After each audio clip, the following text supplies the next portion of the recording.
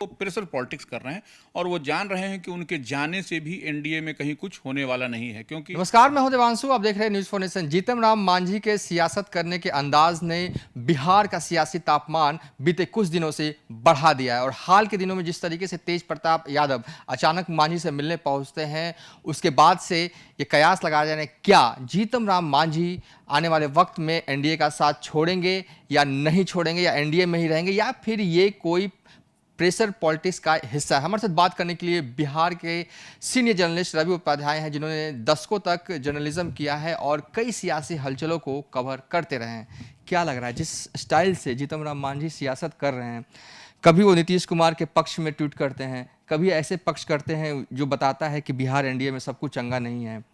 इस पॉलिटिक्स करने के अंदाज को क्या कहें? क्या अपने लिए कुछ चाहते हैं या फिर सही में उनका मन डोल रहा है? देखिए, पॉलिटिक्स में जब भी जो भी लोग जहाँ पे होते हैं वो उनकी चाहत हमेशा बरकरार रहती है और वो कुछ चाहते ही रहते हैं।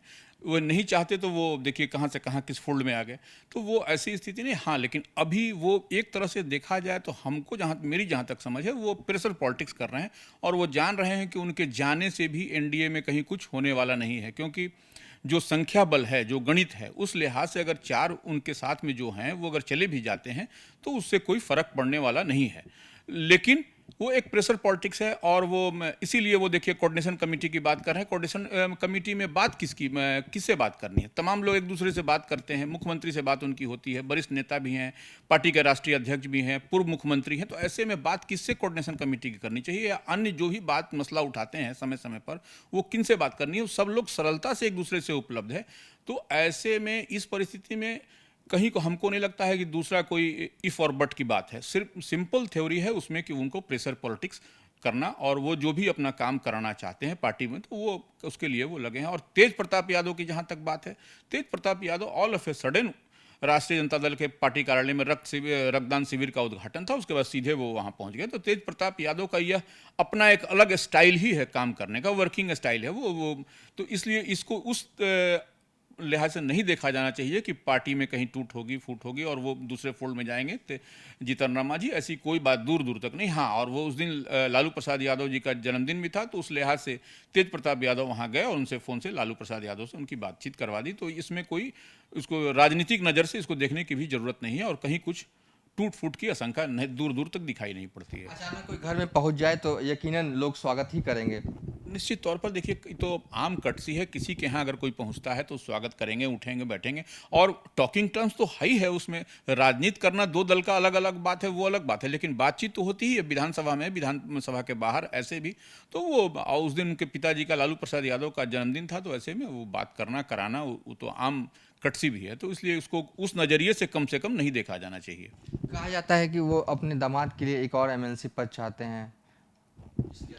नहीं नहीं, देखिए, वो दामाद के लिए एमएलसी चाहते हैं या फिर अन्य और एक्सपेंशन में कुछ चाहते हैं, वो अलग बात है। तो वो तो राजनीति कर रहे हैं, तो निश्चित तौर पर दामाद के लिए चाहेंगे, या अन्य जो उनके साथ में जो उनके पार्टी के कार्यकर्ता हैं उसके लिए चाहेंगे, वो अलग फैक्टर है। लेकिन कहीं वो इसीलिए तो कह रहे हैं कि प्रेशर पॉलिटिक्स ही वो हो रहा है, स्पष्ट रूप से वो प्रेशर पॉलिटिक्स है, न कि टूट फूट और कहीं आने जाने की बात है ये। उन्हें भी पता है, जीतन राम मांझी को भी पता है, अगर वो इधर से उधर जाते हैं तो उन्हें क्या मिलेगा। महागठबंधन उन्हें ज़्यादा से ज़्यादा क्या दे सकती है? सत्ता में तो आने से रहे, 4 सीट अगर बढ़ भी जाता है। हाँ, नहीं, वही हम बता रहे हैं कि जो गणित है विधानसभा का, वो संख्या बल है, उस संख्या बल के आधार से अगर जीतन राम मांझी जी की पार्टी के लोग दूसरे दल में जाते भी हैं तो उससे कोई अंतर नहीं पड़ेगा। यह बात जीतन राम मांझी जी भी समझ रहे हैं और तमाम लोग समझ रहे हैं। ऐसे में कोई भी सिद्धस्त जो राजनीतिज्ञ होता है वो कभी भी इस तरह का उटपटांग स्टेप इस समय के, कम से कम इस समय के दौर में तो कोई नहीं लेना चाहेगा।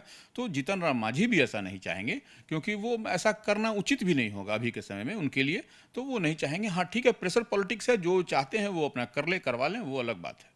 मुकेश सहनी को लेकर क्या कहेंगे? हाल में उनका एक ट्वीट आया है और उन्होंने कहा था कि बिहार एनडीए को बयानबाजी से बचना चाहिए, रोजगार पर बात करना चाहिए।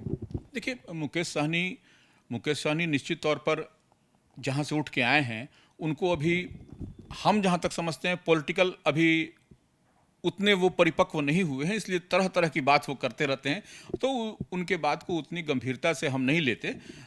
और वो इस तरह का ट्वीट नहीं करना चाहिए। वो जो बात बोल रहे हैं ठीक है, अभी एनडीए को मजबूत करने की कवायद में वो भी लगे हुए हैं, मुकेश सहनी भी लगे हुए हैं, तो उनके भी इधर उधर करने की कोई गुंजाइश दूर दूर तक दिखाई नहीं पड़ती है।